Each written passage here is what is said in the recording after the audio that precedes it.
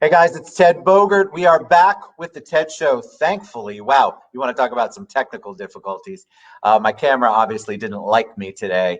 So I am very excited to have Shannon McNeal on the show. She's going to sing. We're going to talk about her music.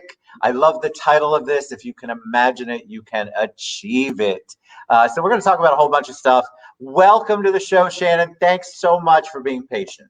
Thank you for having me. I'm so excited to be here virtually. I'm excited. I love your background back there. Like, you got it all going on. All right. So, the audience, we all love to learn about the journey. That's what this whole show's about. So tell us a little bit about you. I mentioned before we went live, people want to know, did you always know you could sing? Like, give us a little background on you. So I come from a really musical family. I've lived in a lot of places, but I mostly grew up in small town Alabama. So that's where I was mostly raised. But so my family's really musical. Just everyone in my family plays music and loves music. So that's kind of what got me started. I mean, I was just born into it. Whenever I was little, I always wanted to learn different instruments, and I sang in church and did all that good stuff. And I learned a little bit of violin, and then I learned a little bit of piano, just kind of piddled around with different things. And eventually I got stuck in band. I was a band nerd in school, so that was fun. Played trumpet and band, all that good stuff. And then probably somewhere in the mix of that, when I was probably like 12 or so, I started writing songs, just casual stuff. And I played chords on piano with it, just basic chords, and wrote. And then eventually when I was in high school, so I guess I was around probably 15 or so, I decided that it would probably be beneficial to learn the guitar in this mix. So that's when I picked that up, and that definitely helped my songwriting a lot. So. Where do you get your inspiration for the songs? Like, I know, like for teenage songs, I would imagine there's a lot of teen angst. Yeah. Right. So you're learning, you're kind of figuring out your way. I think all of us went through it. But is that where you get your inspiration for songs? Is it life stuff, or like what moves you? What makes you create a song? Yeah, well, it totally depends. Like, I guess when I was younger, like you're saying, a lot of it was like teen romance, just like little crushes, stuff like that. When you're little, like, what else do you have to think about? True. That was So the true. majority. But then, like, now, I like to write songs from other people's perspectives. So that's a big one. I like to take like experiences that my friends are going through and then like kind of turn that into my own perspective and write a song about it. And then I also I don't write as much relationship-y stuff now. I write a lot more just like life stuff. So that's some of the next stuff I have coming out soon. Hopefully I'm going to be releasing an EP soon. And a lot of that is more just like kind of things you go through in life. So that it's not necessarily about love. I love that it's everything. It's life experience. Yeah. So what was it like for you during the pandemic? Because obviously you've gone on from the basic chords, and you are a musician, you are an entertainer, you are a songwriter full time now. So what was that like to make the transition and make it your life's work, and then all of a sudden be hit with the pandemic and like, what the heck am I doing? Yeah, that's definitely not fun. So yeah, I started out, once I kind of got off my feet a little bit, I moved to Tennessee. Obviously, that's where I am now. I'm right outside of Nashville, and Okay.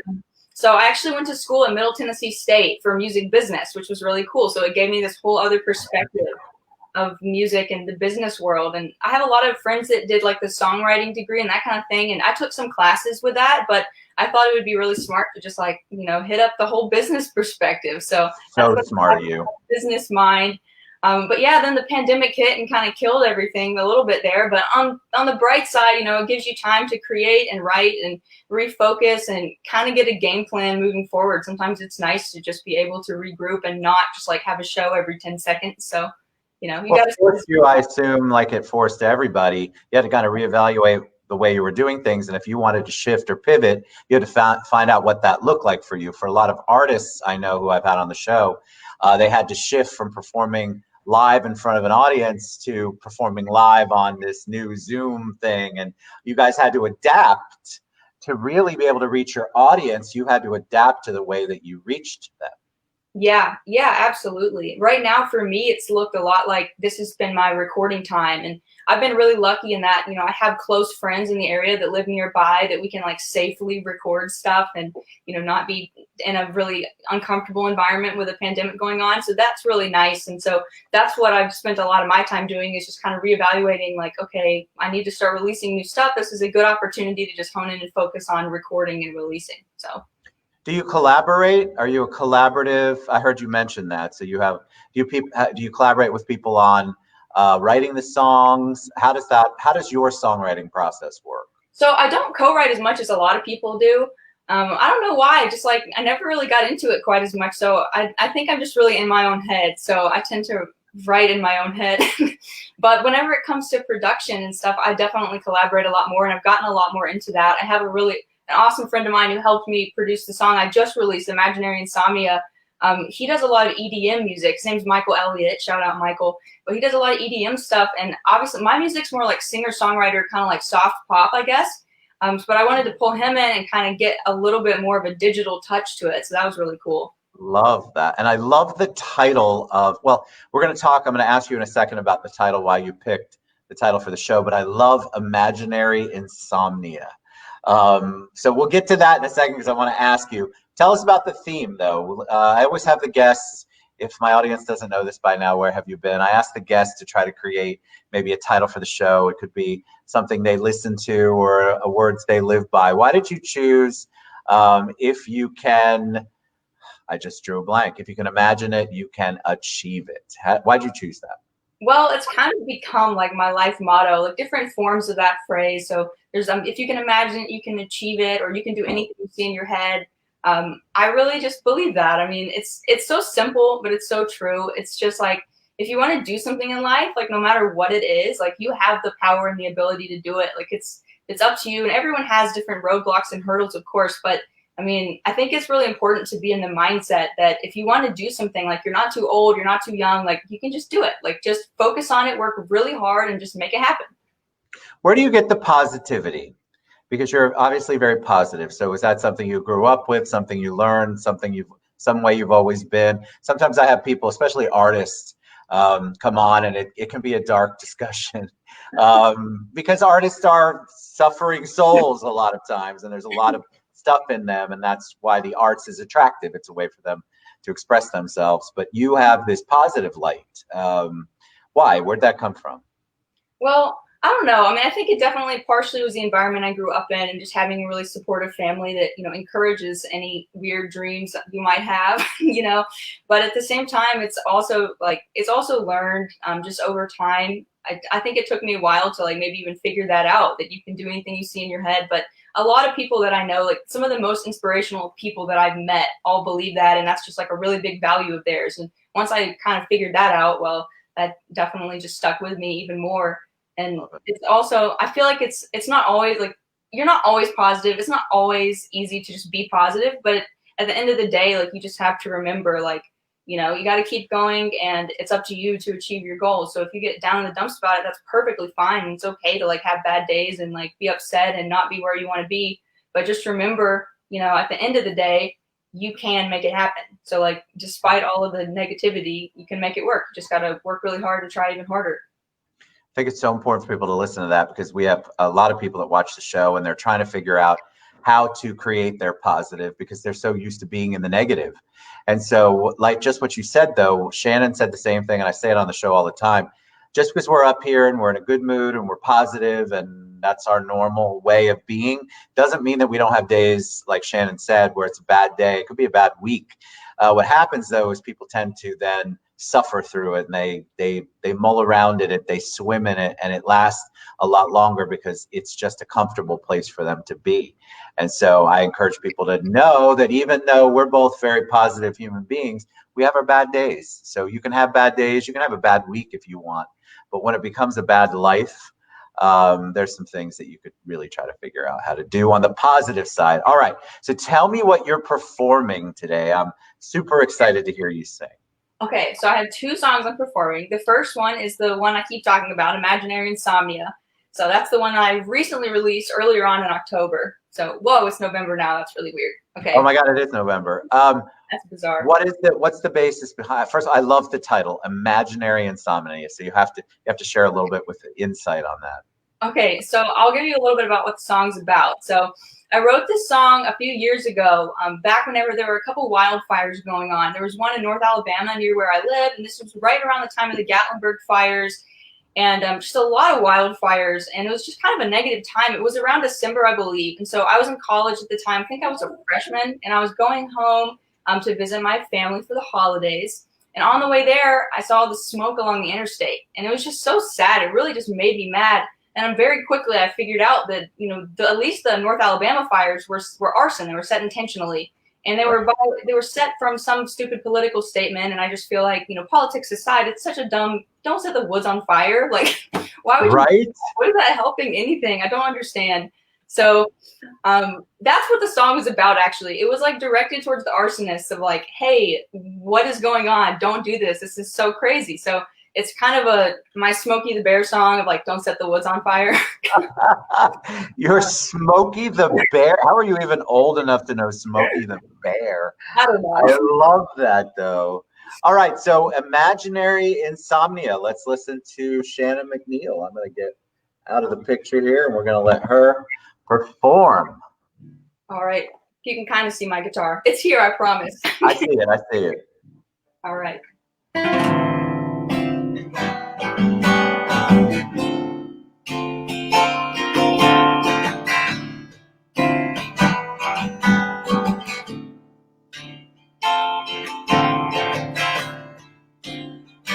Don't burn our highways.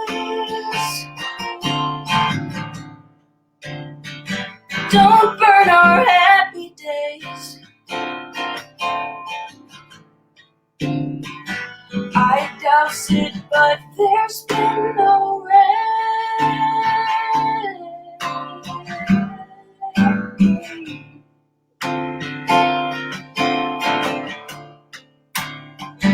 They say you're seeing green,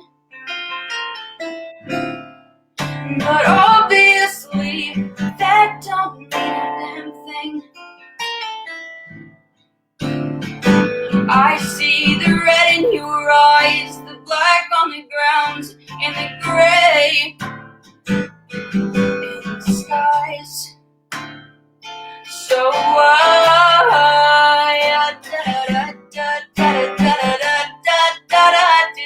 did you do what you did? Did you see what you did? It did nothing to you.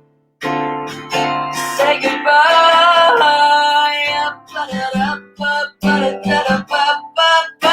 Goodbye to the trees that you burned. Say hello to the smoke in the sky. Do you not empathize?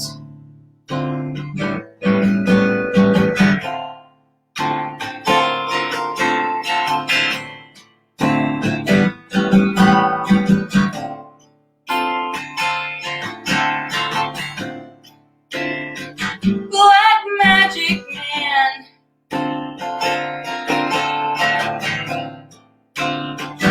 creating water from the arsen land, H2O that's saline soaked, running down my cheeks in a saddened, infuriated stream.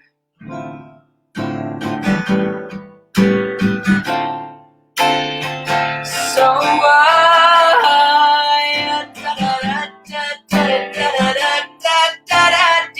did you do what you did? Did you see what you did? It's nothing to you. Say goodbye.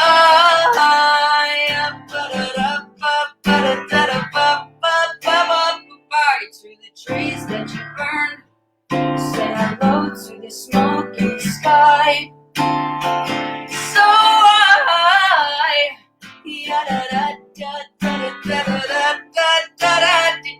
did you do what you did? Did you see what you did? It's nothing to you.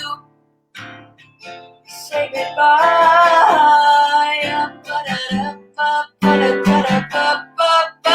Goodbye to the trees that you burned.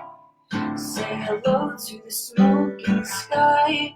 Do you not empathize?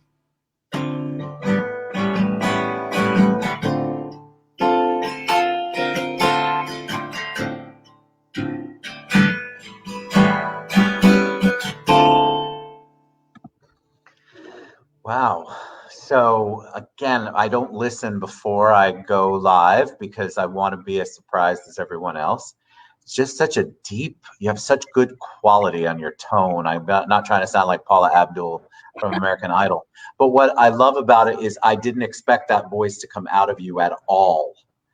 Like, it's just a powerful old soul kind of voice. I loved it. It reminded me a little bit of there used to be a group called Edie Brickell and the New Bohemians. You have a very really cool tone and sound. I loved that. And I could tell that there was a little bit of pissed offness in there. Do you not care? I listened very intently. One of the reasons why I don't keep myself live is nobody wants to see me moving and listening. But I loved that. That was really, really good. Really good. Thank you. I appreciate it. I'm glad you liked it. Welcome. All right. What are you going to close the show out with? Tell us. All right. So the one I'm going to close it out with is one that's not released yet, so it's new. Don't play it live very much, too. So probably everyone who's watching this who knows me may not have heard it before. But it is called A Letter to Lost Friends, also called Time to Go. And it's a little bit of, it's a bittersweet song. It's just about the realities of losing friends as you get older. So, yeah. I love it. All right. Shannon McNeal, here we go.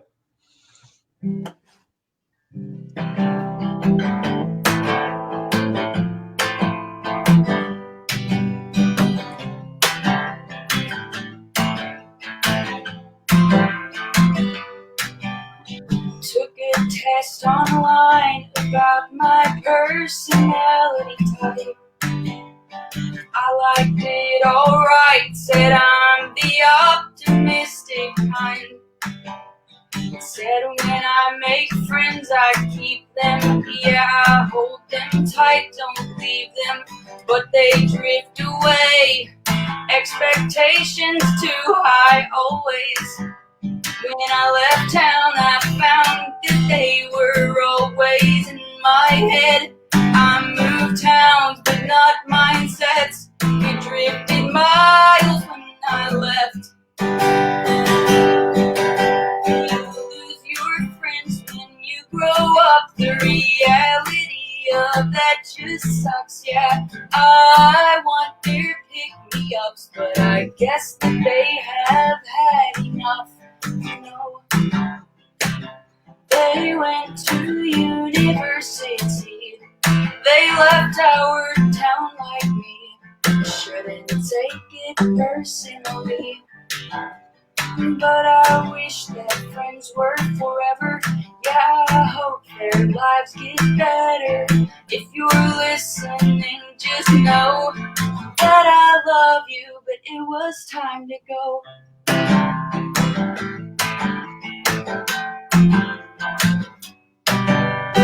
From grade 4 to graduation, we shared our school and our vacations. We learned love and dedication. We loved each other's many faces. We fell onto a rocky road after all our small town times. Said we'd keep in touch, but I don't know much about their modern lives. I know I'm on to better things, and they are following their dreams.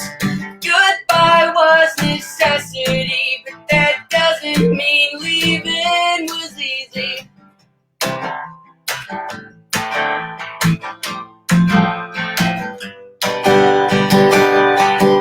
You lose your friends when you grow up. The reality of that just sucks, yeah. I want their pick-me-ups, but I guess that they have had enough.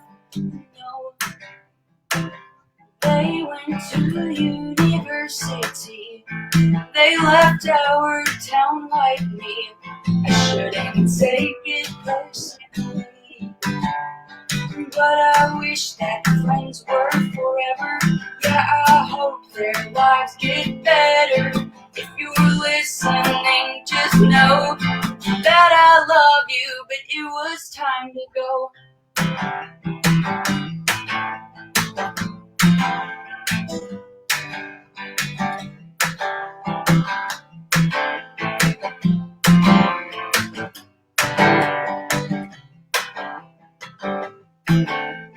Time changes friends, but friends change time. They completely altered the course of my life. I'm just glad I ever called them mine. Time changed my friends, bittersweet goodbye. Time changed my friends, bittersweet goodbye. I love that song. Thank you. Yeah. Wow. No, I really love the words. It reminded me, I hope, I never know when I say this if somebody's going to take offense. I hope you don't, but I had a Taylor Swift, Ed Sheeran kind of songwriting to it. Your voice sounded, when I closed my eyes a couple of times, I'm like, oh my God, that could be a T Swift song, no doubt in my mind. Beautiful. I loved it. I love the words. You are very old soulish the way you write for such a young talent. That says a lot. I loved it. It was awesome. I loved it. Thank you so much. I appreciate it. All right. So how do people find Shannon McNeal? How do we get your music? What's the best way for us to reach out? Well, you can find me pretty much everywhere. I'm on Spotify, Apple Music, all that good stuff. So that's cool. Shannon McNeal is my name, so you can search it, and then it's right there. It says it. It does. You're a joy. I would love for you to come back anytime. You guys go to shannonmcnealmusic.com. Of course, I've tagged her pages. You can find her, Shannon McNeal Music. I guarantee you, if you just search that, you will find her. That was really, really great, Shannon. Thank you. Thank you for being patient. Thank you for putting up with the technology stuff. But I am so excited for your music. So thank you so much. Fantastic job. Fantastic. Thanks for having me on the show. It's been a lot of fun. Had a lot of fun with you too. Thank you. All right. Shannon McNeal, shannonmcnealmusic.com. Go get her stuff. Let's support our artists. I love when we have artists on the show. All right, guys, we'll be back tomorrow. Reach out to Shannon. She's amazing. I don't know who else could perform live like that, guys.